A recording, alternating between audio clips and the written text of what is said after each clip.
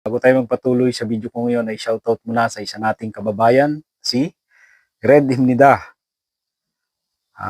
Pa-shoutout next video idol. Shoutout sa iyo kabayan. At ang video natin ngayon ay tungkol sa sitwasyon ng ilan nating kababayan na factory worker dito sa South Korea. At itong ipapakita ko ngayon ay isa ito sa subscribers ko na nandito na sa South Korea. At ito yung example na pwede nyong datnan sa working area, sa accommodation, sa tirahan. Ito yung example na pwedeng mangyari sa inyo. Hindi naman lahat mga kabayan, kasi nakadepende sa mapupuntahan yung company. Itong sasabihin ko sa inyo, ito si kabayan ay, ang sabi niya, ipinakita niya sa akin yung mga picture ng daliri niya. Siya ay na-aksidente sa trabaho kasi mabigat ang trabaho niya mga kabayan. Sa Bakalan siya napunta. Kung hindi ako nagkakamali ay siguro mga 3 months pa lang dito si kabayan o 2 months. At pinakita nga niya yung mga daliri niya, may mga sugat na. Ang hirap ng ganito, lalo pag ganito, pagbuhatan, tapos nagkaroon ka ng sugat sa kamay. Parang alangan ka magtrabaho pagka ganito. At isa pa sa sitwasyon dun sa tirahan niya ay parang hindi maganda yung nangyayari. Isipin mo, mahirap na nga yung trabaho mo, buhatan, pagod ka, maghapon, tapos pagdating mo dun sa kwarto, ganito pa yung nangyayari. Ito yung sabi niya, oo nga Kuya Pinong, iba talaga kung solo mo lang kwarto. Ako kasama ko sa kwarto, nagiinom till 1 a.m. Grabe yun. Hindi ka na halos, kulang na halos ang tulog mo ito. Till 1 a.m. ayun, putol-putol tulog ko, kaya sa sala na lang ako natutulog. Ang hirap ng sitwasyon ni kabayan. Bakit ba naman sa kwarto pa nagiinom? Yan ay kwarto pahingahan yan. Isipin nyo, baliktad pa nga ang nangyari, di ba? Sabi ni kabayan, imbis na sa kwarto matutulog, sa sala na siya natutulog kasi nga hindi siya makatulog sa kwarto, doon sila nagiinuman. Dapat man lang sana itong mga Pinoy na kasama niya sa kwarto na walang pakialam sa kapwa nila, dapat ang ginagawa nila, sa sala sila nagiinom, hindi sa kwarto. Di ba? Ito yung example ng mga Pinoy na walang pakialam sa kapwa nila, mga manhid. Walang pakialam, wala silang pakialam kung nakakaperwisyo sila sa kapwa nila, sarili lang nila ang iniisip nila.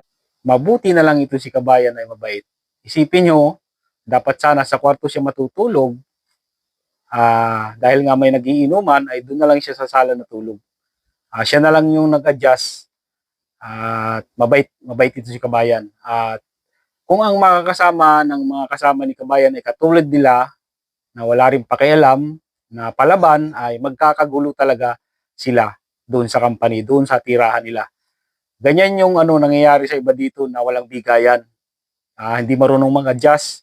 At yung iba naman, kahit sabihan, ganun pa rin yung ginagawa. Kaya minsan ang nangyayari, nag-aaway-away ang mga Pinoy dito. Kalimitan yan sa tirahan, sa trabaho. At yun, tsaga-tsaga lang dyan kabayan.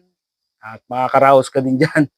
Kung walang pasok kinabukasan, halimbawa ay Biyernes ng gabi, Sabado kinabukasan, walang pasok, pwede namang mag-inom kahit sa kwarto. Kahit abutin pa ng alauna or 2:00 ng madaling araw, walang problema din naman yon.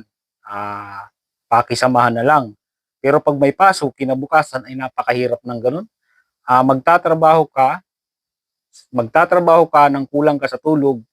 Ganyan ang nangyayari sa iba dito eh. Kulang sa tulog, nagtatrabaho ng 12 hours or 8 hours, siguro mga 4 na oras o 5 oras lang yung tulog, kulang yung mga kabayan. Kaya yung nangyayari sa iba dito, nagkakasakit. Kaya yung iba, hindi kinakaya, mahirap na yung trabaho, tapos kulang pa yung tulog. Kaya ang ginagawa ng iba dito mga kabayan ay hindi kinakaya talaga. Yung iba ay hindi na natatapos ang kontrata at umuwi na lang sa Pilipinas. At yung iba naman talaga ay nagpaparelease, umaalis dun sa company, nagbabaka sakali na makakuha sila ng company na maayos. Kaya ganun. Kaya hindi rin natin masisisi yung iba talaga na nagpaparelease. Kasi nakadepende na rin talaga kasi minsan ano mo diyan, kailangan mo nang ingatan yung, kalusugan mo, yung mental health mo, ayun.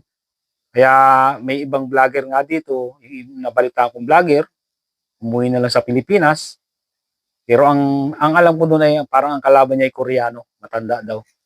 Kaya nakadepende pa rin. May mga Koreanong salbahe at may mga Pinoy na salbahe din. Nakadepende yan. Kung swerte ninyo kung ang mapupuntahan ninyong company ay mabait ang mga Pinoy, marunong makisama at mga Koreano na mababait din. Ito pang isang babasahin ko ay ano naman to, parang nag-aaral pa lang siya ng Korean language at nasa Pilipinas pa lang siya. Ang sabi niya kasi ito si kabayan ay parang natatakot na kasi marami nga siyang nababalita na tungkol ng binanggit ko kanina sa isang subscribers ko na nandito na sa South Korea. Eto, Kuya Pinong, mahirap ba talaga dyan sa South Korea? Sungit ba mga Koreano? Sabi kasi sungit daw mga Koreano Kinakabahan kasi ako Nag-self-study pa lang po ako. At ito pa, paano pagka ganun, Kuya Pinong, masungit na nananakit pa? Pero karamihan kaya ganun mga Koreano?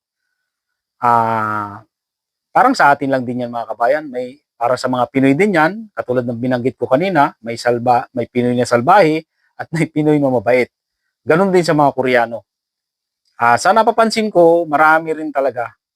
Lalo na yung isang vlogger nga, nabanggit ko rin kanina, na sinasaktan siya ng matandang Koreano daw, kaya sa umuwi na lang sa Pilipinas.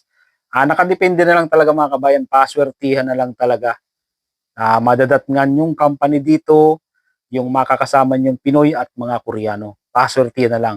Pero ito na yung example na hindi lahat masungit. Katulad na dito sa company ng abo ko, magaan ang trabaho, mabait ang Koreano. Saka dalawa lang kaming Pinoy dito. Pero nung unang dating ko dito, nung first entry ko dito sa South Korea na 2017, may mga Pinoy na salbahe dito. Nakakaranas pa nga ako dito dati ng bully. Pero hindi ko hinayaan ng ganun. Pinalagan ko talaga sila. Nagpakita ako ng kunting tapang, nanahimik. Ang nangyari, nung nagpakita ako ng kunting tapang, parang tinatraidor na ako, nagbubunga nga, nagbubunga nga kapag wala ako. Ang nagkukwento sa akin ay yung kasama ko dati sa kabilang company ng amo ko. Sinasabi niya sa akin yung mga sinasabi, yung sama ng loob, ewan. Para sa akin, wala akong ginagawang masama sa kanya. Siya talaga yung nagagalit sa akin na hindi ko maintindihan kung bakit siya nagagalit sa akin. Ewan. Nandiyan kasi yung yan yung sitwasyon ng wala ka namang ginagawang masama pero nagagalit sa iyo. Yan yung example na naiinggit sa iyo ang isang tao. Yan yung mga kabayan. Tandaan nyo yan. At ito sige sa binanggit ni kabayan ay ano yan. Huwag kang mag-alala kabayan, ipagpatuloy mo lang yung pag-aaral mo ng Korean language at kung sakali man na pangit yung madatngan mo ditong company sa South Korea, halimbawa yung mga Pinoy or Koreano ay salbahe, Koreano na nananakit, ay huwag kang mag-alala kabayan. At kapag ang amo at or Koreano ay nananakit, ay pwede yang maging dahilan, pwede mo silang kasuhan at pwede kang humingi ng tulong sa migrant center dito sa South Korea. May mga Pinoy na nagtatrabaho sa migrant at yan ay tutulungan kanila para makaalis ka sa company at makahanap ka ng panibagong trabaho. Huwag kang mag-alala kabayan. Basta may nilabag ang amo mo sa kontrata at nananakit siya, ay pwede mong layasan ang company ng amo mo at pwede kang makahanap ng panibagong company.